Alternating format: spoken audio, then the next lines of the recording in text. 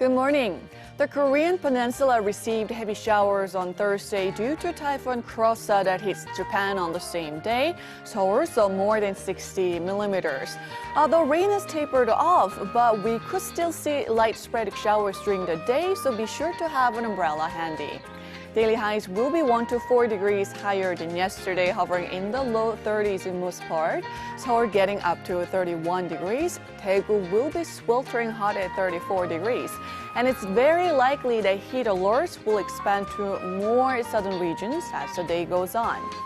We won't be having any major heat waves this weekend, with morning rain in the forecast on Saturday. Afternoon highs will remain on the warm side for the time being, but we'll definitely have more comfortable nights. That's Korea for you, and here's the international weather for viewers around the world.